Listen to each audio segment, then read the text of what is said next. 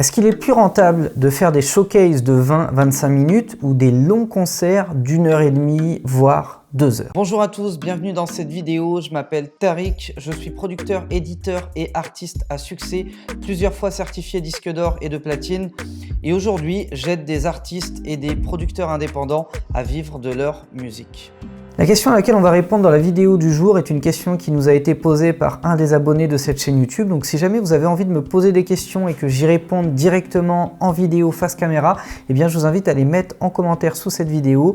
Je traite toutes les questions qui entrent, ça me fait un flux de nouveaux thèmes, de nouveaux sujets de vidéos et au moins ça vous permet de récupérer des informations dont vous avez besoin et qui vous intéressent. D'ailleurs, cliquez sur le bouton s'abonner pour rejoindre plusieurs milliers d'artistes et de producteurs indépendants qui aspirent à vivre de leur musique. Ça récompense mon travail et je vous en remercie. Donc la question qui a été posée, c'est est-ce qu'il est préférable, est-ce qu'il est plus rentable, est-ce qu'il est plus intéressant de faire plein de showcases de 25 minutes ou est-ce que c'est mieux de faire un peu moins d'événements mais plutôt des concerts longs d'1h30 à 2 heures? Eh bien, j'ai envie de dire, ça dépend. Ça dépend de ce que tu vises. Si tu vises les fameux 76 € de rémunération sur chaque concert en live stream que la SACEM peut te rémunérer, eh bien à ce moment-là, c'est peut-être plus intéressant de faire des mini showcases puisqu'il suffit que tu dépasses une durée, je crois, de 20 ou de 24 minutes. Donc à 25 minutes, c'est OK. Et si tu en fais, 3 par semaine par exemple, sur des diffusions multicanales et que ça marche bien, eh bien effectivement, tu peux te retrouver à toucher peut-être 200, 300, 500 € par semaine en notant que tu as toujours du monde qui vient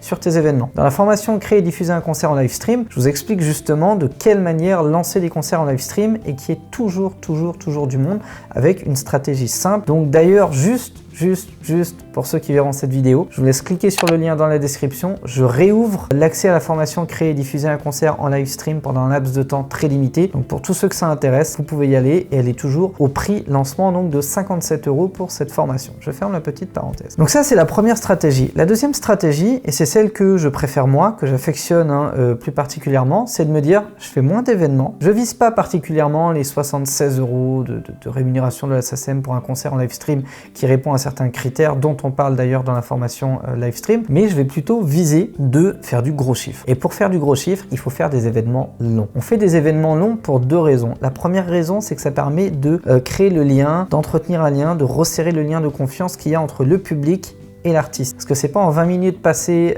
en face d'un artiste que le lien se crée. Par contre, en 1 heure, 1h30, 2 heures, on a le temps de raconter une histoire, on a le temps de dérouler un parcours, un projet musical, tout en prenant son temps et en interagissant avec le public, ce qui est extrêmement important, surtout quand vous êtes en live stream, plus que sur un concert scénique, et du coup, ça demande plus de temps, mais le lien est beaucoup plus fort. Et le gros avantage de ça, c'est que vous allez pouvoir faire des offres tout au long de votre concert. Déjà, c'est des concerts qui peuvent se vendre. À l'inverse des concerts en live stream sur lesquels on vise des rémunérations SACEM, il ne doit pas y avoir de billetterie. Sur vos concerts à vous, vous pouvez mettre une billetterie et on a tendance à plus facilement payer 15, 20, 25 € une place quand on a un concert qui dure 1h30, qui est solide, qui est béton, plutôt que quand on a un showcase qui dure 20 minutes ou 25 minutes. Ça, c'est le premier point. Et le deuxième point, c'est que c'est beaucoup plus facile. Moi, j'ai vu des différences de 300%. C'est beaucoup plus facile de vendre des produits dérivés sur un concert en live stream qui a duré plus d'1h20. Parce qu'encore une fois, le lien s'est créé. C'est beaucoup plus légitime et beaucoup plus simple de proposer des produits dérivés parce qu'on vient de passer 1 heure avec un t-shirt produit dérivé, parce qu'on en a parlé, parce qu'on a évoqué au début du concert qu'à la fin du concert, il y aurait une offre incroyable, machin, et c'est surprise et on verra ça à la fin. Et à la fin, vous pouvez très bien, en suivant les stratégies qu'on présente dans la formation Créer et diffuser un concert en live stream, et bien présenter un produit dérivé. Et une des stratégies que j'adore utiliser, que je vous partage dans cette vidéo, et bien c'est d'offrir un bon de réduction sur une boutique en ligne. C'est de dire voilà, le concert touche à sa fin, on en a encore pour 15 à 20 minutes, mais je tenais déjà à vous remercier pour votre présence, pour l'énergie que vous avez balancée, pour ce que vous m'avez envoyé dans les commentaires, en visuel, etc., etc. Et pour ça, eh bien, je tiens à vous partager à tous dès maintenant un bon de réduction de moins 70% sur ma boutique en ligne si vous souhaitez